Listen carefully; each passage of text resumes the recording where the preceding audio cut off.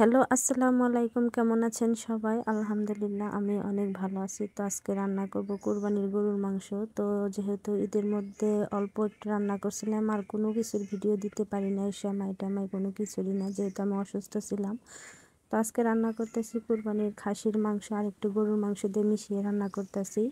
তো যেহেতু সমাজের থেকে পেয়েছিলাম, আমরা তো কুরবানি দেওয়ার মতো এখনও সামর্থ্য আল্লাহ তাআলাই দেয় নাই। তো এখানে মাংস রান্না করার জন্য আমি এখানে পেঁয়াজ কুচি দিয়েছি, তারপর আদা রসুন বাটা, জিরা বাটা, মশলা বাটা মানে এলাচ দারচিনি বাটা, তারপরে হলুদের গুঁড়া, মরিচের গুঁড়া, ধনিয়ার গুঁড়া, পরিমাণ মতো লবণ, তারপরে তেল দিয়ে হাত দিয়ে মাখিয়ে রান্না করব। সমাজের থেকে মাংস মানে দুইটাই অল্প অল্প করে পেয়েছিলাম, তো সেটাই রান্না করতেছি। আর একটু ঈদের দিন রান্না করছিলাম, তো কতদিন ধরে ভিডিও টিডিও দিতে পারিনি। তো হাত দিয়ে মাখিয়ে রান্না করলে কিন্তু ভালোই হবে।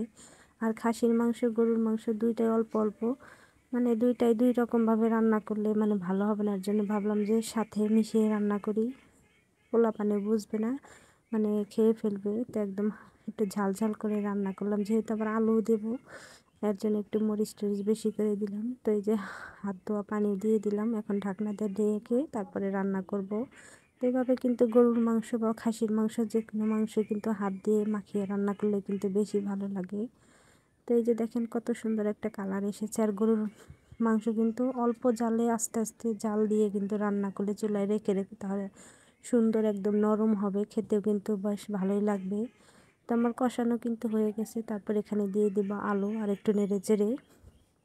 তো কার কার আমার মতো মানে হাত দিয়ে মাখিয়ে রান্না করলে কিন্তু বেশি ভালো লাগে। আর যারা যারা কোরবানি দিছে তারা তো বড় বড় ডেস্কি পাতিল ভরে ভরে রান্না করছে, ভিডিওতে দেখেছি।